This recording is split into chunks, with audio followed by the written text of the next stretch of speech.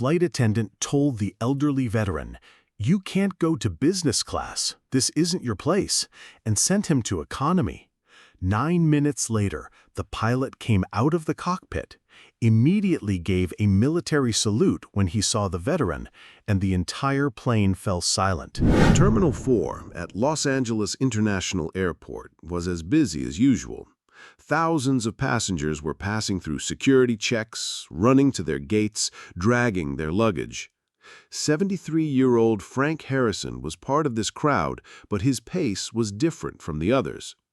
Frank walked slowly. He limped slightly from his left leg, a reminder of the shrapnel fragments he received in Vietnam in 1971. With his old brown leather jacket, faded jeans, and plain white t-shirt, he looked like an ordinary elderly man. He carried a small travel bag in his hand and an old backpack on his shoulder. As he walked toward Gate 42, the small badges on the left lapel of his jacket caught the eye. Most people didn't notice them, but someone looking carefully could see the Vietnam Service Medal, Bronze Star, and Combat Infantry Badge. Boarding had begun for United Airlines Flight 1247. Frank checked his ticket, 12A, window seat, economy class. He had saved money for that ticket for 6 months. Even this cheap ticket was a major expense for Frank, who lived on a retirement pension. Why was he going to Boston? Because his closest friend from Vietnam, Bobby Chen, had passed away. After 50 years, Bobby's family had invited Frank to the funeral ceremony. Frank couldn't refuse this invitation. Bobby had saved Frank's life in Vietnam. Frank approached the hostess with a friendly smile, showing his ticket at the airplane gate. "Good morning," Frank said politely. Young hostess Jessica Martinez looked at his ticket. "Economy 12A, this way," she said indifferently, and directed Frank toward the back of the plane. When Frank entered the plane, he couldn't believe his eyes. The business class section offered large, comfortable seats, spacious area, and special service. Economy looked narrow, cramped, and uncomfortable. The difference between them was very obvious. He found seat 12A, but had a problem before sitting down. The seat was too low, and Frank's aged legs and limp made sitting difficult. He tried several times but couldn't manage it. Meanwhile, the passengers in business class, expensive clothes, branded bags, confident attitudes, began watching Frank. Whispered conversations started among them. "Look how that old man is struggling. Should be in a wheelchair, not on a plane. Probably flying for the first time." Frank noticed the situation but said nothing. He tried again quietly. Finally, he managed to sit down but was very tired. Jessica had seen what happened but hadn't helped. Instead, she was focusing on business class passengers, completing champagne service, giving information about special meals. Frank looked out the window and thought. 50 years ago, in the Vietnam forests, when he and Bobby were face to face with death, class differences didn't matter at all. There was only brotherhood there. But now, in civilian life, everything was different. Frank didn't yet know that this flight would be unforgettable for him. As the plane prepared for takeoff, Frank squirmed uncomfortably in his seat. The economy seat was really too narrow, and the 5-hour flight would be tough. But he wouldn't complain. He had faced more difficult situations in life. Meanwhile, he heard a conversation from business class. "Excuse me, Jessica," said the middle-aged businesswoman. "I need to move to 3B. My colleague is there for meeting preparation." "Certainly, Mrs. Patterson, no problem," Jessica responded immediately. Frank watched the sufficient service. Business class passengers received immediate attention for all their requests. 20 minutes later, Frank got up. He wanted to go to the bathroom, but there was a long queue in front of the economy bathroom. The business class bathroom was empty. Frank walked toward business class, thinking he wouldn't harm anyone. He just wanted to use the bathroom. Jessica noticed him immediately. "Sir, sir," she called out, blocking Frank's way. "This is business class. You can't be here." "I just need to use the restroom," Frank explained politely. "There's a long line at the economy one." "I'm sorry, but business class facilities are only for business class passengers. You need to go back."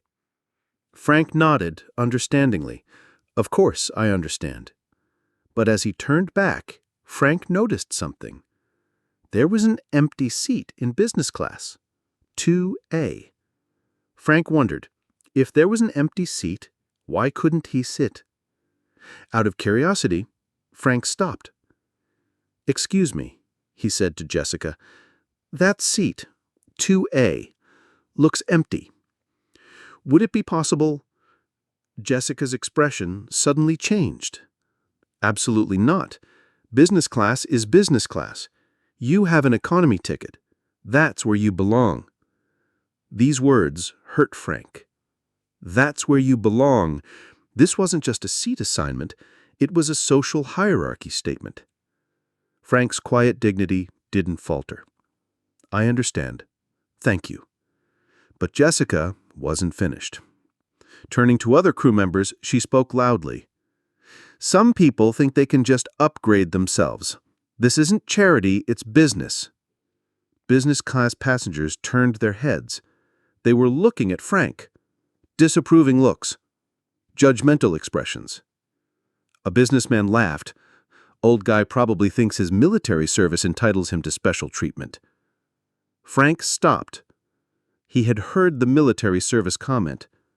Turning around, he said calmly, "I served in Vietnam.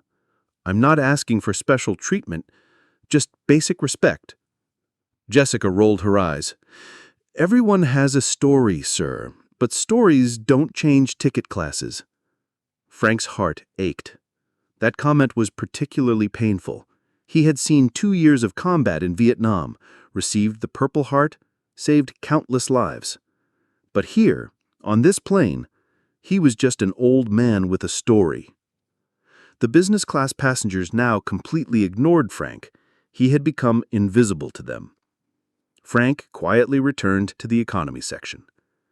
As he sat in seat 12A, he had maintained his dignity, but was hurt inside. He didn't yet know that the conversation happening in the cockpit would take a completely different direction. In the cockpit, Captain Mike Stevens and First Officer Sarah Chen were completing the routine procedures of the flight. Captain Stevens was an experienced pilot with 25 years of experience and one of United Airlines' most respected aviators. "Pre-flight checklist completed," said First Officer Chen. "Roger, let's begin taxi," Stevens replied. But during taxi, a conversation from the cabin caught Stevens' attention. The intercom system had remained open, and he could hear Jessica's words. "Military service entitles him to special treatment. Everyone has a story." Stevens frowned. Hearing disrespectful comments about a military veteran disturbed him. Stevens himself was an Air Force veteran. He had flown F-16s before becoming a commercial pilot. "Sarah, did you hear that conversation?" Stevens asked. "Yeah, sounded like passenger-crew conflict." Stevens' concern increased. According to company policy, veterans should be shown special courtesy. But more importantly, Stevens personally believed that military service should be respected. "I'm going to check the passenger manifest," Stevens said. He opened the passenger list from the flight computer and began scanning. Among the economy class passengers, he saw the name Harrison, Frank, age 73, no special notes. But Stevens was determined. He did a deeper search in the company database. He opened Frank Harrison's frequent flyer profile. First entry, veteran status, Vietnam War, 1969 to 1971. Stevens' eyes widened. The profile continued, Purple Heart recipient, Bronze Star Medal, Combat Infantry Badge, 2nd Infantry Division, Vietnam. Stevens' heart rate increased. This wasn't just a veteran, this was a decorated combat veteran. "Sarah, look at this," Stevens showed the computer screen. First Officer Chen read carefully. "Wow, Purple Heart? Bronze Star? This man is a war hero." Stevens' anger was growing. Disrespecting a war hero was unacceptable. "I heard the crew denying him bathroom access and mocking his military service," Stevens explained. "That's completely against company values," Chen agreed. Stevens made a decision. "I'm going to personally check on Mr. Harrison." "During flight?" "Absolutely. This requires immediate attention." He took the intercom and called the cabin crew. "Jessica, this is Captain Stevens. I need to speak with you immediately after takeoff." Jessica's voice came hesitant. "Is everything okay, Captain?" "We'll discuss after takeoff." Stevens completed the takeoff procedures, but his mind was on Frank Harrison. How many veterans traveled and experienced mistreatment? When the plane reached cruising altitude, Stevens engaged the autopilot. "Sarah, you have the aircraft. I'm going to the cabin." "You're actually going to talk to the passenger?" "More than talk. I'm going to make this right." Stevens straightened his uniform. Full captain insignia, wings, professional appearance. He wasn't just going to resolve a passenger conflict, he was going to honor military brotherhood. When Frank Harrison served in Vietnam, superior officers had shown him respect. Stevens would now continue that same tradition. Jessica and the business class passengers didn't yet know that their attitudes would completely change. Captain Stevens opened the cockpit door and began walking toward the cabin. When Captain Stevens came out of the cockpit, the entire cabin atmosphere changed. Passengers turned their heads. Pilots coming to the cabin during flight was a rare occurrence. Stevens walked with confident steps as he passed through business class. Business passengers watched with curious looks. Powerful executives, wealthy travelers, even for them, an airline captain was an important authority figure. Jessica immediately approached. "Captain, is there a problem? Emergency?" Stevens stopped her with a raised hand. "We need to talk, but first I have business." Stevens continued toward economy. In seat 12A, Frank sat quietly, looking out the window. Frank heard the approaching footsteps and turned his head. He was surprised to see the uniformed captain. Stevens stood in front of Frank and did something extraordinary. Perfect military salute. "Mr. Harrison, Captain Mike Stevens, United States Air Force veteran. It's an honor to have you aboard my aircraft, sir." The entire economy section fell silent. Passengers stopped their conversations, children stopped fidgeting, even the baby stopped crying. Frank, completely stunned, slowly stood up. Muscle memory kicked in, and he took perfect military posture. Returning the salute, "Captain Stevens, Sergeant First Class Frank Harrison, 2nd Infantry Division, Vietnam." Stevens maintained the salute for exactly 5 seconds, full military protocol. This wasn't a casual gesture, it was formal military recognition. "Sergeant Harrison, I understand you experienced some difficulties with cabin service. That is unacceptable aboard my aircraft." Frank replied modestly, "No problem, Captain. I understand protocols." "No, sir, you don't understand," Stevens said firmly. "You served our country with honor. You earned respect, not just today, but every day, and on my aircraft you will receive it." Stevens turned to the entire cabin. Business and economy passengers were now listening intently. "Ladies and gentlemen, you are sharing this flight with a combat veteran. Sergeant Harrison served in Vietnam, received the Purple Heart for wounds in combat, Bronze Star for valor. He put his life on the line for the freedoms we enjoy today." Spontaneous applause began. First, the business class passengers, then the economy passengers joined. Frank, embarrassed but moved, waved in acknowledgement. Stevens turned back to Frank. "Sergeant, I'm personally moving you to seat 2A, business class, complimentary upgrade with our gratitude." "Captain, that's not necessary. "It absolutely is necessary," Stevens insisted. "Furthermore, Jessica will personally ensure your comfort for the remainder of the flight." Jessica, pale and nervous, approached. Her earlier arrogant attitude was completely gone. "Mr. Harrison, I sincerely apologize. I didn't know." Frank graciously smiled. "Apology accepted, young lady." Stevens addressed the entire cabin one final time. "Military veterans sacrificed so we can travel freely, speak freely, live freely. They deserve our highest respect." Stevens gave Frank a personal salute. "Sergeant Harrison, thank you for your service." Frank, now emotional, returned the salute with pride. As Stevens walked back to the cockpit, the entire cabin remained reverently quiet. Frank gathered his belongings and moved to 2A. Business class passengers now looked at him with admiration, not judgment. A revolution had occurred at 35,000 feet. In business class, seat 2A, Frank Harrison was experiencing a completely different experience. Jessica was now extremely attentive, offering beverages, explaining meal options, bringing extra blankets. "Mr. Harrison, would you like coffee, tea, anything you need?" Jessica asked respectfully. "Coffee would be nice, thank you," Frank replied graciously. Business class passengers had now begun conversations with Frank. "Excuse me, sir," said the businessman who had mocked him earlier. "I wanted to apologize for my comment. Thank you for your service." "My father served in Korea. Veterans deserve better treatment." Frank humbly accepted the apologies. "We all make mistakes. The important thing is learning from them." Captain Stevens periodically checked on Frank throughout the flight. "Everything satisfactory, Sergeant?" "More than satisfactory, Captain. This means a lot." "You earned it," Stevens replied simply. Stevens also took an important step. He called company headquarters and filed an incident report.